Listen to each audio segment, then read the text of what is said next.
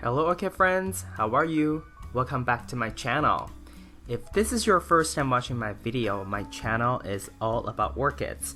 From what orchids I have, how I grow them, my thoughts on certain orchid topics, to what orchids in my collection are blooming, etc.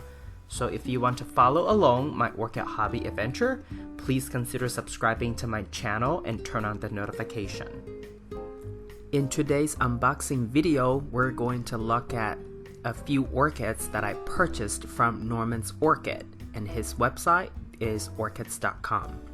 Norman's Orchid is a very reputable and very well-known orchid nursery, orchid grower in the United States. They're located in California, Northern California to be specific. A few subscribers told me that they visited Norman's Orchid and purchased some plants because they had so many great plants of great quality. Before we get to the unboxing, I want to remind you that October 19th to 21st this year in California, San Marino, there is an international orchid show. Norman told me that his nursery is going to be there as well, and I'm pretty sure that many growers from Taiwan or even famous growers from Europe would all be there, so if you're interested, please go visit and check it out for yourself. Now come to the unboxing portion of the video. I think this is the third time I've purchased from Norman's Orchid. As usual, the package came in a very good condition, and right off the bat, when you open the box, you see this care instruction, and basically it's teaching you how to care for your orchids for the first month or so. For example, don't repot it, and if your orchid is potted in New Zealand sphagnum moss, you want to make sure the frequency is half as frequent as you would for orchids that are potted in bark. And here comes the first plant of today's video, Yong Blueberry Blue Velvet. At first, I couldn't believe what I saw when I came across the picture online. It's such purplish blue, bluish purple color, and it's so saturated that I really told myself that I really should give this orchid a try. And judging by the size of the plant, I think it's still a young plant, and this blooming can very well be its first blooming, but I'm hoping that it will grow larger, and maybe this is a sequential bloomer. I happen to have a purple martin still in bloom, so I put them side by side so that we have a point of reference for comparison's sake, right? Purple martin on the right and the new plant on the left. As you can see, purple martin is the color of purple martin in comparison is a bit pale or a little lighter than the blueberry blue velvet orchid. They both are fragrant, but you can tell that the color saturation is just much more intense on the orchid, for the orchid on the left here. I'm hoping that the new plant is also a sequential bloomer, because that way, even though they don't always produce a huge amount of flowers each time, I get to enjoy having flowers for a longer period of time. Fewer flowers, but for a longer period of time. That's what sequential bloomers are, and I really like them.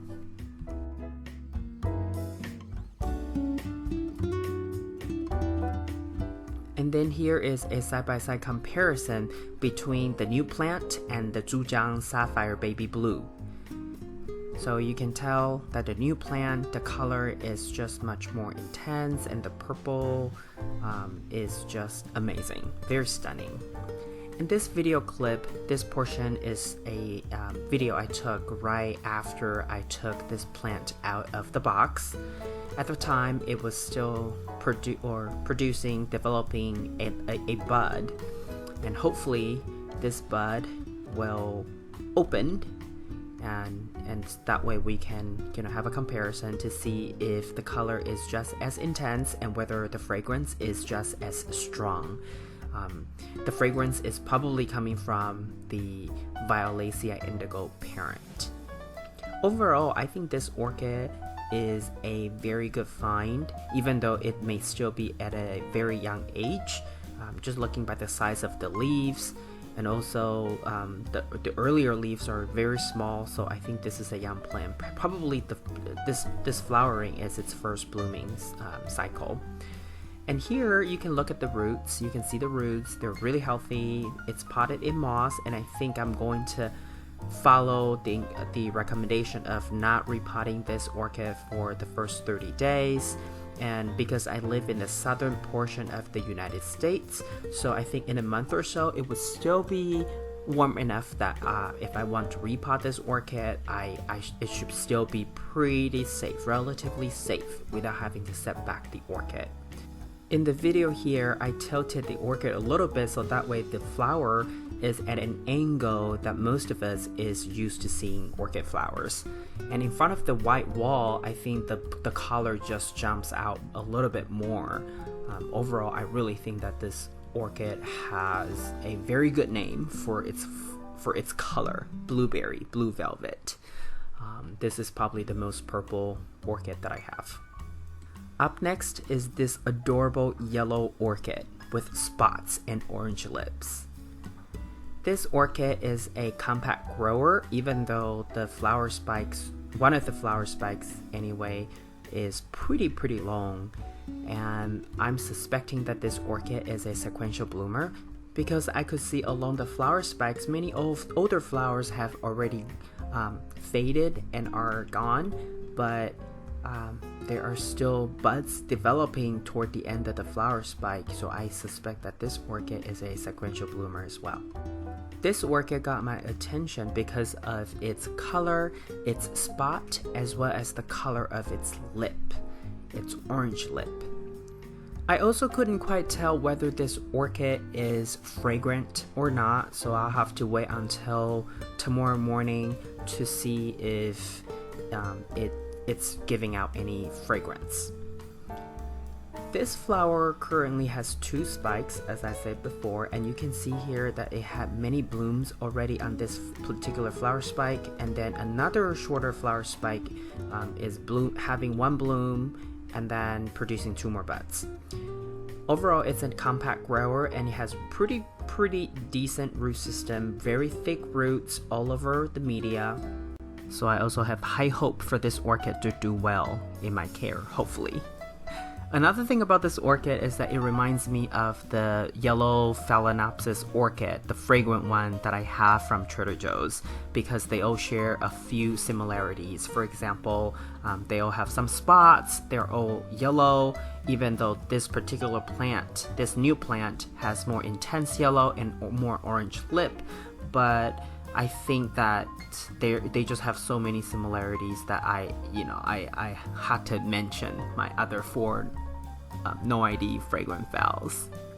Here is one of the fragrant yellow Phalaenopsis orchid, the no IDs that I purchased from Trader Joe's. I wanted to have a side-by-side comparison for you guys, so here it is. Like I said before, the one from Trader Joe's, the one on the left, the one in my hand at the moment, is much more mild in its color, and its lip in comparison is just more yellow and white versus the orange in the background. But they all have spots, tiny spots on their petals and sepals, so that's a similarity. And here's a close-up of the no ID fragrant Phalaenopsis orchid from Trader Joe's. You see the spots, but then the lip, a little bit of orange but mostly yellow. But here, this new plant is darker yellow with very orange lip. And I think that this orchid has a nickname. I think it's called the Yellowform Mini Mart. And here is another shot of the orchid, so you can kind of see the difference between the 2 plants. But overall, I also enjoy yellow orchids, especially with spots, and if they're fragrant, that's even better. Up next is something I'm trying for the very first time in my collection, and it's a Psychopsis. So what we have here is butterfly variety Alba Cannery. After thinking about having a Psychopsis, trying out a Psychopsis for over a year, that I've decided that I want to give this orchid genre a try. Because I've heard so many different mixed opinions about Psychopsis. Some say that they're really hard to grow, some say that they're really easy to grow. I guess it all depends on the care and the environment that these orchid receives from different grower, different condition. But really for me to know for sure, I really have to try it out myself to really know whether I can grow this kind of orchid or not. Overall, I think it just looks really beautiful. and to be honest with you, I think that it doesn't look like an orchid flower. It's an orchid, but you know what I mean. It just doesn't look like the traditional type of Phalaenopsis orchid that I have a lot in my collection. Anyway, this orchid is a sequential bloomer based on my research, and it can potentially bloom for several months continuously, but each time usually one flower spike would just have one flower, maybe two blooming at the same time, but then when the flowers are completely done, it will just put out more buds on the same spike. And as you can see here, the spike is pretty long, so I'm gonna have to find a good space in my environment, in my home for this orchid, because if I put it on the very top shelf, which I still have room, but then the flower spike is so tall that I'll have to tilt my head way up to see the flower, and it's not even the right angle to really enjoy the flower. So I may have to find some place lower, meaning it's not going to be on the orchid growing rack. It'll probably be on the floor, somewhere, a corner spot probably. And finally, here is the bonus section of the video, because this is a bonus plant that I received from Norman. This is a Phalaenopsis equestris blue, the blue variety. I wonder if the blue variety is equivalent to the Cerulean variety that some people have. I know this orchid is a species, and it's each time when it blooms, it would have multiple flowers, and it's fragrant. And I've also seen other varieties, for example, varieties with orange lips, with white lips, completely white, with yellow lips, and with cerulean, or purple or blue lips. I believe this orchid is also a sequential bloomer, but unfortunately, as you can see here, the flower spike tip is damaged, so it probably would stop right there, but it's okay because it's first flower spike. I'm sure if I take good care of it, once it's mature enough, or maybe for its next blooming cycle, it'll put out another flower spike. I think this is a sequential bloomer. And also, I know that Equestris has a tendency, or is prone to produce keikis.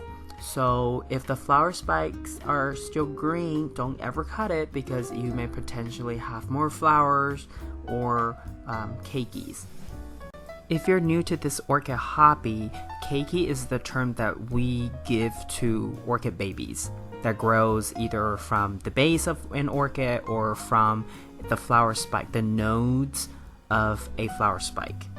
I remember seeing a photo in one of the Facebook orchid groups about a equestris orchid. That orchid had a few flower spikes, but all the flower spikes had so many keikis with really healthy roots. So if you take good care of your equestris, you may potentially get lots of baby keikis that you can swap with other orchid hobbyists to exchange for different plants. I think that's a great way to make friends with people who share the same orchid hobby. But anyway, overall, I'm really happy with my purchase this time around. As always, really, Norman's orchids are just of top quality. This is all I have for you today. If you like this video, please give it a thumbs up. And if you would like to get more orchid related videos from my channel, please subscribe and turn on the notification. I want to wish you happy growing, and I will talk to you in my next video. Ciao!